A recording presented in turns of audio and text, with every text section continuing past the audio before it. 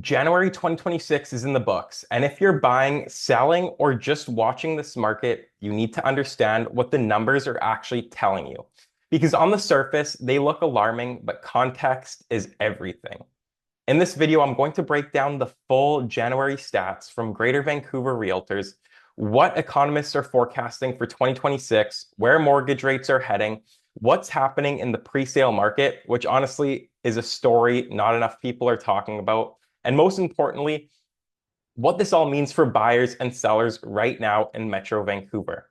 2025 was officially the lowest sales year in Metro Vancouver in over 2 decades. We saw just 23,800 total sales.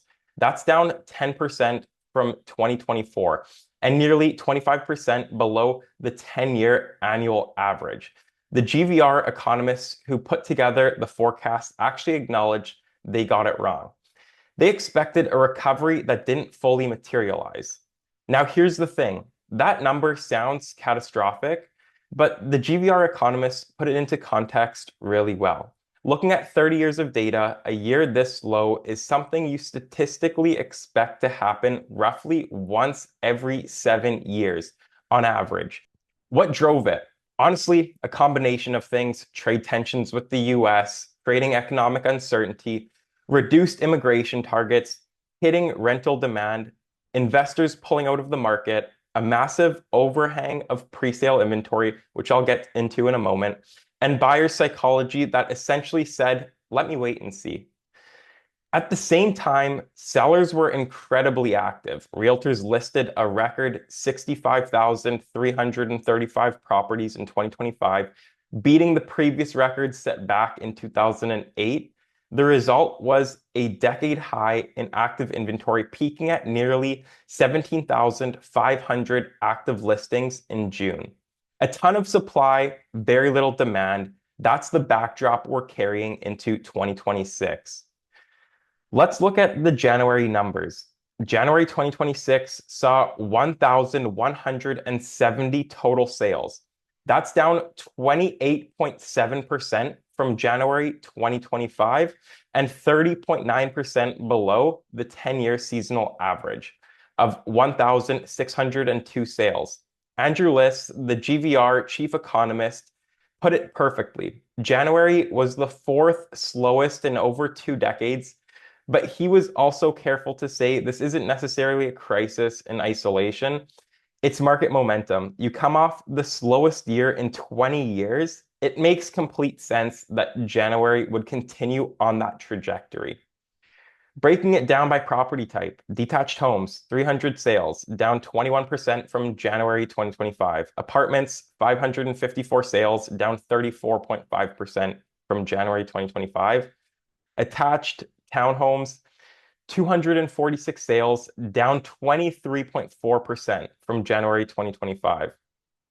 There are currently 12,628 active listings on the MLS in Metro Vancouver. That's up 9.9% from January 2025, a whopping 38% above the 10-year average, the 10-year seasonal average.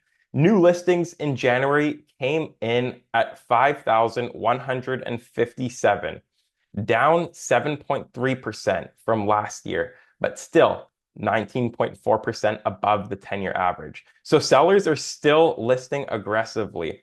What does this mean for buyers? Buyers have options, lots of them. This is not a market where you need to rush. This is the number I want you to pay attention to the most. Sales to active listings ratio. Think of this as a thermometer for the market. Below 12%, downward pressure on prices. Above 20%, upward pressure on prices. The overall ratio right now is at 9.1%. We're firmly in buyer's market territory. Detached homes are at 6.7%, the weakest segment. Attached is at 11.1%, and apartments are at 10.3%. All below the critical 12% threshold, meaning there is continued downward pressure on prices across all property types. This is the market speaking clearly. Sellers need to be priced right or their homes will sit. Benchmark prices and where values stand. All residential, Greater Vancouver, $1,101,900, down 5.7% year over year, down 1.2% from December. Detached homes, the average price was $1,850,000, down 7.3% year over year. Townhouses, $1,043,000, down 5.4% year over year. Apartments, $704,600, down 5.9% year over year. Some individual areas are telling different stories. For instance, Squamish Detached is actually up 11.6% year over year. North Vancouver Detached is only down 6.9%. Meanwhile, Vancouver West Detached is down 12.12%, one of the steepest drops in the region. Also worth noting, from the BC assessment data released in January, the average single-family home in Vancouver dropped 5% year over year on assessment. The overall region fell from 2.01 trillion to 1.92 trillion combined assessed value. And here's what a lot of people don't realize. A lower assessment doesn't automatically mean lower property taxes. What matters is how your assessment changed relative to the average in your community. Vancouver City Council did approve a 0% property tax increase for the 2026, which is a bit of good news for homeowners. School taxes and TransLink levies still apply, but the municipal portion won't be going up. The presale condo situation in Metro Vancouver. Right now, there are approximately 7,000 or more unsold or unoccupied condo units sitting across the region, including roughly 2,500 brand new completed condos just sitting empty. According to the CMHC, that's double what it was a year ago. The last time we saw a developer held unsold inventory at these levels was 24 years ago. In 2025, the presale market essentially collapsed. MLA Canada tracked only about 4,800 new presale units released in all of 2025, with an absorption rate of about 30%. That means 70% of what launched didn't sell. Investor participation in presales has plummeted from nearly 50% in 2021 to 2022 down to just 7% in 2025.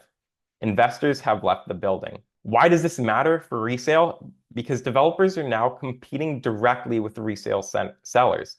They're offering free parking, storage lockers, cash rebates at closing, and other incentives that individual sellers simply can't match.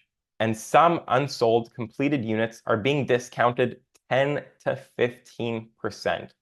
The hardest hit areas for presale inventory: Burnaby, Coquitlam, and parts of Surrey. If you're a resale seller in those markets right now, you have to understand you are competing with brand new incentivized developer inventory. If you're a buyer, you're in a position of real leverage right now. Over 80% of Metro Vancouver homes sold below asking price in 2025. You can negotiate, you can take your time. This hasn't been true in this market for most of the last decade. Developers are pivoting. Many are shifting from presale condos to purpose-built rental buildings, which is reshaping the development landscape, but also means the future pipeline of new condo supply may actually shrink, which could be interesting for prices a few years out. Now let's talk about mortgage rates, because this is the #1 question I get from buyers. Here's the BCREA's December 2025 forecast. Variable rates currently around 4.1% and expected to hold at 4.1% through all of 2026. Some lenders are advertising variable rates as low as 3.54%. 5-year fixed, uninsured, currently around 4.4 to 4.5%. Expect to hold steady at approximately 4.4 through 2026. The Bank of Canada cuts rates twice, bringing the overnight rate to 2.25%. But then it paused. Why? Because core inflation is still sitting around 2.5%, above their 2% target, and the economy, while weak, hasn't created enough to force more cuts. The Bank of Canada's position is basically, we need to see a genuine contraction to cut further. The 5-year bond yields have actually risen recently, which is counterintuitive to rate cuts. This is because bond markets are pricing in the idea that the rate cutting cycle may be over for now. And that's keeping fixed rates in the 4.4% range rather than falling further. BCREA's baseline for the Bank of Canada to stay on hold through at least Q1 of 2026. There's a possibility of future cuts in the economy if the economy weakens more than expected, which would actually be good news for borrowers, but also signal a tougher economy overall. The big mortgage story of 2026 is renewals. Roughly 60% of all Canadian mortgages are renewing in 2025 and 2026. Many of these people locked in at rates of 2 to 3% during the pandemic and now are facing renewals at 4.4% or higher. This is significant payment shock for a lot of families. Bottom line on rates, don't hold your breath waiting for rates to drop dramatically in 2026. Plan your budget around the rates that exist today. The Greater Vancouver Realtors have published their 2026 H1 forecast, and what they're projecting is total 2026 sales 24,900 sales. That's about an increase of 4.6% from 2025's 23,800. A modest improvement, not a boom. Apartment sales, 12,500, up 3.8% year over year. Attached and townhomes, 5,400 sales, up 10.4%, the strongest growth segment. Detached, 6,700, up 0.4%, essentially flat. On prices, the forecast is essentially flat. Royal LePage is actually more bearish, projecting a 3.5% decline in aggregate Vancouver pricing, with detached falling 5% and condos falling 3%. So there is a real range of options here. Consensus is that prices are not going to do much in either direction in 2026. The key catalyst that could change this picture: a significant resolution of US trade tensions, pent-up demand finally releasing, or policy changes like removing the foreign buyer restrictions or dramatically changing immigration targets. None of those look certain right now. The attached market, townhouses, is where most economists and experts see the best upside. Chronically undersupplied, driven by demographic demand and more attainable price than a detached home. If one segment outperforms in 2026, that's the one to watch. So what's going on in buyers' heads right now? And what are they actually doing? Most buyers are in one of two camps. Camp one, I'm waiting. They've been watching the prices drift lower and still believe they can wait. They'll get a better deal. There's still a lot of economic uncertainty, tariffs, immigration, job market, and buyers are cautious. This is especially true for condo buyers where they have massive amounts of inventory to choose from, including brand new developer units. Camp two, I'm ready and I see the opportunity. These are typically move-up buyers, buyers with equity already, or people who have just needed to get into a home for lifestyle reasons. These buyers recognize that the negotiating conditions are some of the best in a decade. They're making offers below asking, negotiating subject to clauses and longer closing, and they're getting them accepted. Over 80% of Metro Vancouver homes sold below final asking price in 2025. First-time home buyers are facing genuine challenges. The benchmark apartment price is $704,000, means a 20% down payment is over $140,000 in cash. With the median household income in Metro Vancouver around $75,000, that's years of saving. The stress test at 6.4% further constrains purchasing power. Many first-time home buyers are looking at outer suburbs like Maple Ridge, Mission, and Langley for entry-level options. My honest take, if you're a buyer and you have the financial stability to act, this is a better buying environment than we've seen in years. Nobody can predict the exact bottom, but you have choices, you have time, and you have negotiating power. Those three things together haven't been true simultaneously in very long time. Now let's talk sellers, because the seller story in this market is genuinely tough. And I want to be honest with you about it. Many sellers are frustrated. They listed in 2025, expecting to sell and didn't. 2025 was a decade high in inventory, with sales at 2-decade lows. That's brutal combination if you need to sell. Sellers who were overpriced got burned. Properties sat for months. Right now, there are two types of sellers in this market. Motivated sellers who have priced their homes competitively are getting transactions done. Properties that are in great condition, staged well, priced right for the area, and marketed effectively are still selling. They may be selling for less than 2022 prices, but they're moving. Then there are the sellers who are holding out. They list, don't get the price they want, and delist. We saw that behavior throughout 2025. The problem is that with the sellers to active ratio at 9.1%, buyers have no urgency. A seller who overprices will just sit on the market.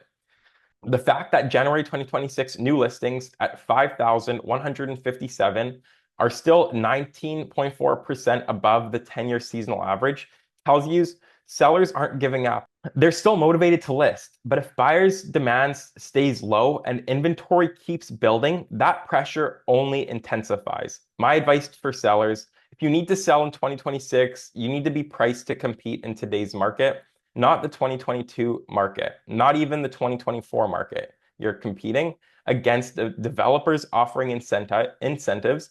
You're competing against record inventory. You're selling to buyers who have no fear of missing out. Pricing accurately from day one is everything right now. Metro Vancouver is in a genuine buyer's market, one of the most significant we've seen in this region in a decade. Prices are off 5 to 7% from a year ago. Inventory is elevated, sellers are negotiating, and mortgage rates, while not cheap, are stable and predictable. This is a market where preparation and strategy matter enormously. Is the bottom in? Honestly, nobody knows for certain. Economists are predicting prices to be flat to slightly up in 2026, but there are also credible forecasts calling for further modest declines. What I can tell you is that trying to time the exact bottom is a fool's errand. And if you find the right property in the right neighborhood at a price that works for your life, that's what matters. What I know for certain, the conditions to negotiate a great deal right now are better than they have been in years. And from the seller's side, the best thing you can do is work with a professional who will price your home accurately and market it effectively in a market that demands both. If you want to talk about your specific situation, whether you're a buyer or a seller, or just trying to figure out what your home is worth today, reach out. I'm always happy to have a conversation. My contact info is in the description below. If you got value out of this video, please hit that like button. It really does help this channel reach more people in our community who need this information. And if you're not subscribed yet, click that subscribe button so you'll get monthly market updates every time it drops. I'll see you in the next one.